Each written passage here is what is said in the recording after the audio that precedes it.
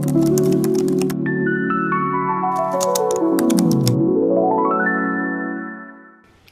hi, hello friends, it's Hales. Welcome back to my channel.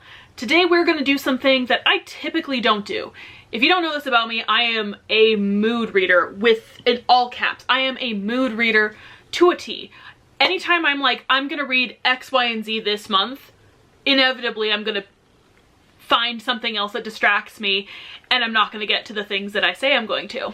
So in order to combat this, I figured I would give a monthly TBR a try. We'll see how it goes. I'm not certain that this will go well. I'm not certain that I will read all the things that I say I will, but I feel like this is a good way to kind of pressure myself into sticking with the TBR, is to put it on the internet. I meant to do this at the beginning of January, and then I got into Heated Rivalry, so that got out of hand and I completely forgot. I wasn't reading, straight up. I've reread Heated Rivalry like 3 times, so what TBR? As you probably saw in a previous video, my best friend Chelsea and I exchanged books for Christmas, and we exchanged 6 books because we both knew that our mood reading tendencies would not allow us to read 12 new books this year. Like that's a lot of books. So she picked 6 for me, and I have those 6 books on a spinner wheel. So I figured we can pick my January, February book. Clearly it's gonna have to take place in February because it is the end of January. So I only have one option here. So let's see what book I get.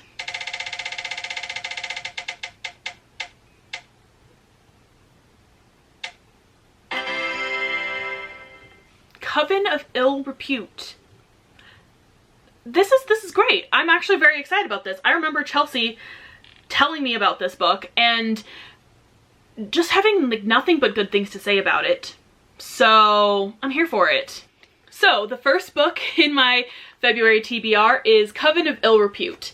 Now, I don't remember what this was about other than that Chelsea liked it. So let's see. It says, immortal enemies trapped in a malevolent castle wrestle with their rebellious hearts. The Duke of the Damned is dead.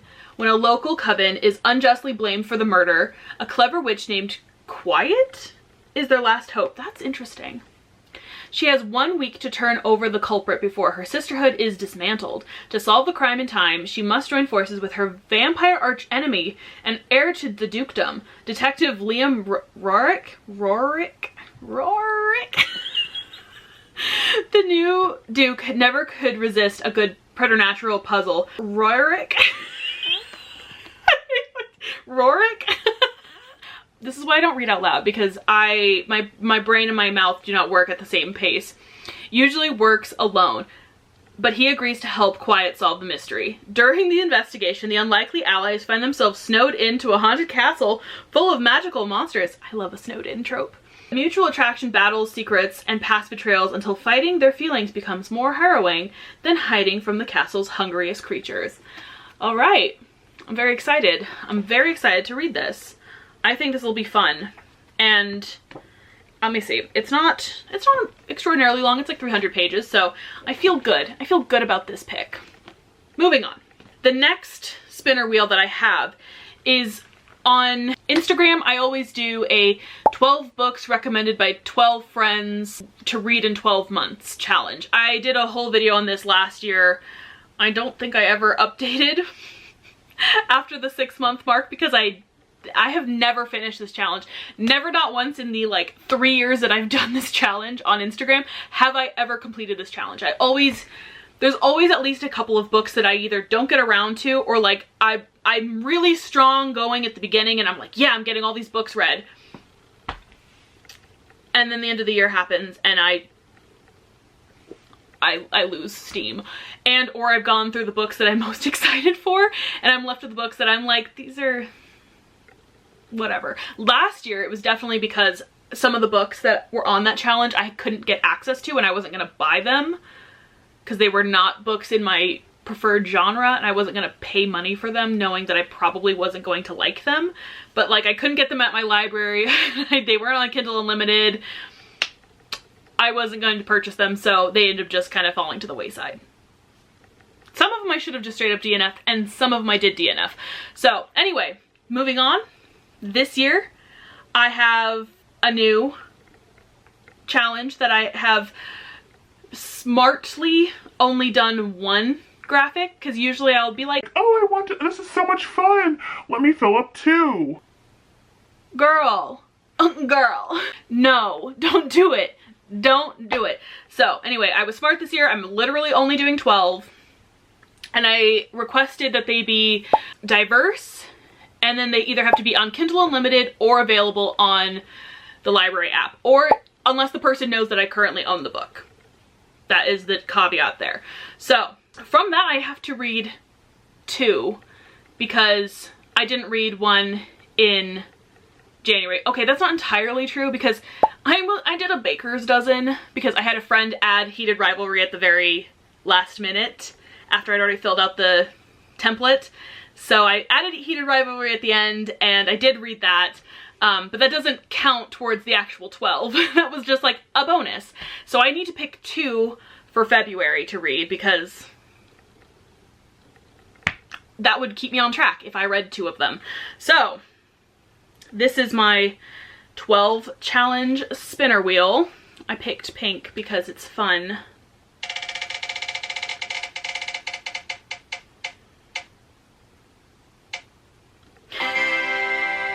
The Hollow Kingdom. Oddly enough, this is a book that was on my 12 challenge last year and was recommended to me by my friend Mary, who wrote The Apex Cycle and Skullterra by Nightmare, which if you haven't read them, go check them out. But yeah, I will be adding that. I do own the ebook of this one because I did purchase it because she recommended it to me like, I think the first time like 2 years ago. Oopsies. Now I gotta pick my second one.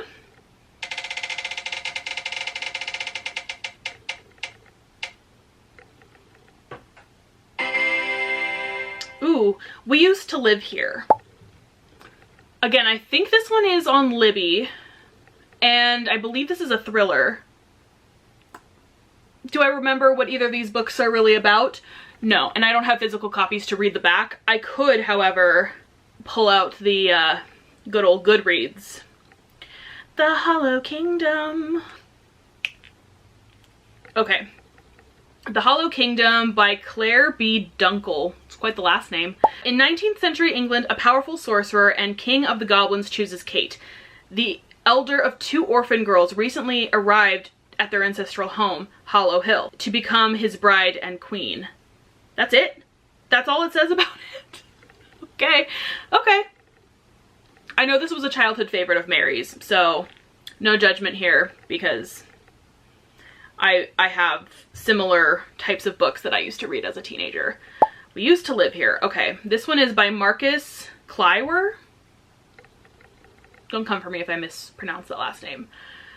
Okay, from author destined to become a titan of the macabre and unsettling.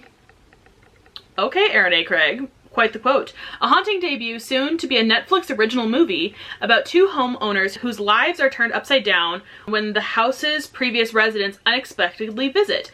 As a young queer couple who flips houses, Charlie and Eve can't believe the killer deal they've just gotten on an old house in a picturesque neighborhood.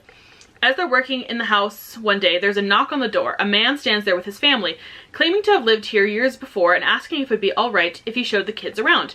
People pleaser to a fault, Eve lets them in. As soon as the strangers enter their home, inexplicable things start happening, including the family's youngest child going missing and a ghostly presence materializing in the basement.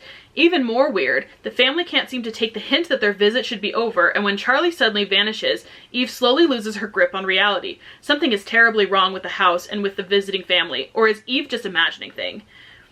This unputdownable and spine-tingling novel is like quicksand. The further you delve into its pages, the more immobilized you become by a spiral of terror. We Used to Live Here will haunt you even after you finished it.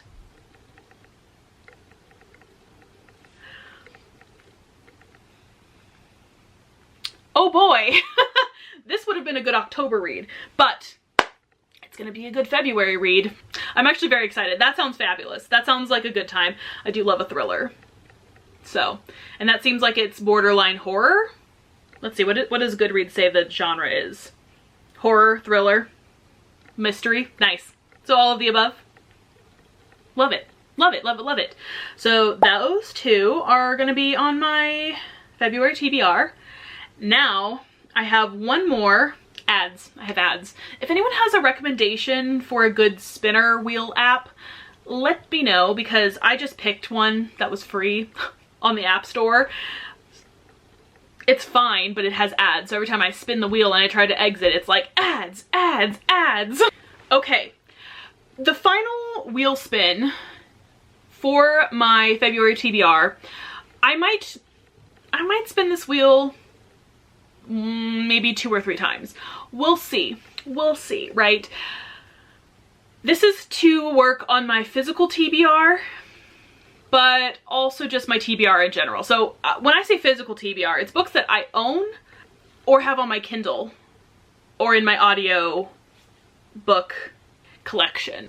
So this will include things like my NetGalley arcs, because ya girl needs to get working on those. Yeah, I figured we could do a couple of prompts. These are not title based, they're prompt based. So I'm gonna pick a couple of books based on the prompt that I pick, or that I get when I spin the wheel.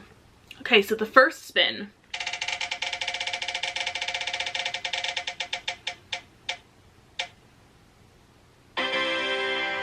Okay, a physical arc. Physical arc.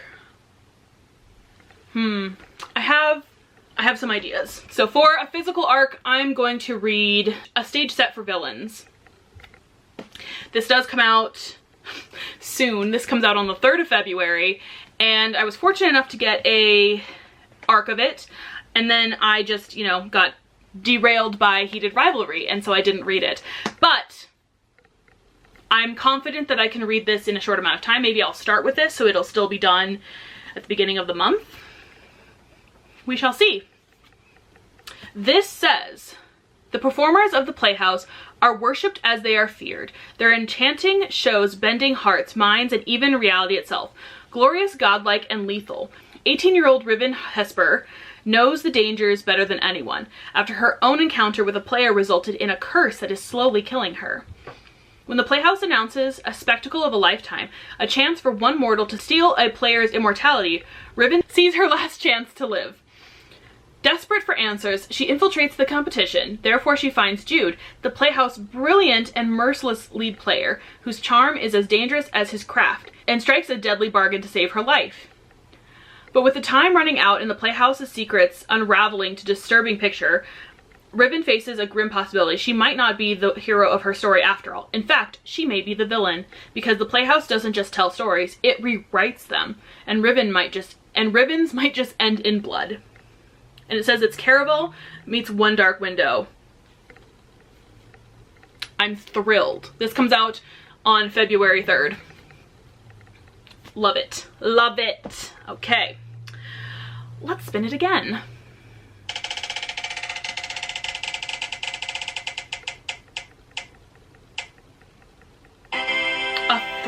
Thriller. A thriller. A thriller, a thriller, a thriller, a thriller. What thrillers do I have?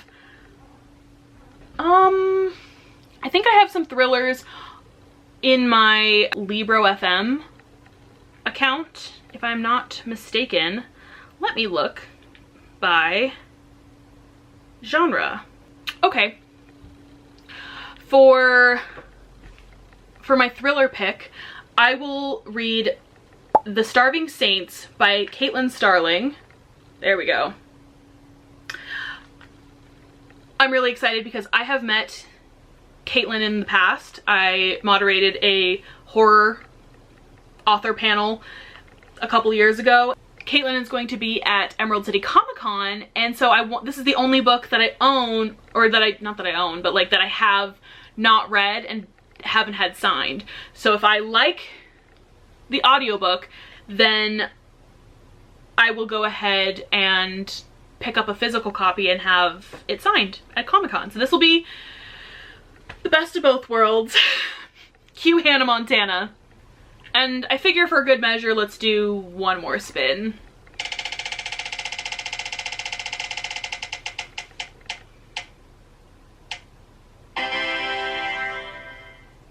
Book with a red cover. Well, this would have also worked for that, but since this has already been picked. Okay. Okay, so I'm gonna pick Dom-com. Is that how you say Dom-com? Yes. This is also an ARC, so technically I could swap this and this could be the ARC copy that I read for that prompt, and this will be the one that I pick with the red cover. Either way, red, actually it's funny, these all have like red adjacent covers that I have physically. But this comes out on January 27th, which is basically now, and I have not read it yet because I just recently got this ARC in the mail. It says, an irresistible collision of dominance, deadlines, and extremely inconvenient desire. All Ray Jensen has to do is walk through the door. Inside the club is everything she's wanted, but it was too afraid to ask for. A ridiculously hot, brooding dom with a sharp jawline, sexy forearms, and a low voice that sends goosebumps along her skin when he says, "People here call me the General." For one night, she can forget the stress of her endless responsibilities and just be a saucy little sub, no questions asked. It's been a while since Grant Bowman has met someone like her.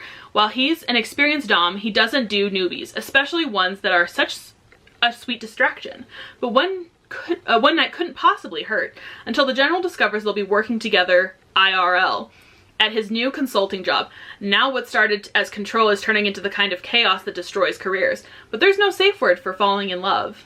You know, honestly, I've not heard anything about this. So when I got this book in the mail, I was like, okay. So yeah, thank you to Forever Pub for this ARC. Can't wait to add it to my February TBR. That was quite the array that I have here. But such is my mood reader tendencies. Let's be so for real. This is right on par with everything that I enjoy to read. In addition to that, I probably will be reading a couple of other books that I have on the docket, things that I am reading for other projects, or reading for my own enjoyment, or books I just needed to finish, NetGalley ARCs, what have you. But these ones I'm going to actually aim to read during the month. I figure at the end of the month /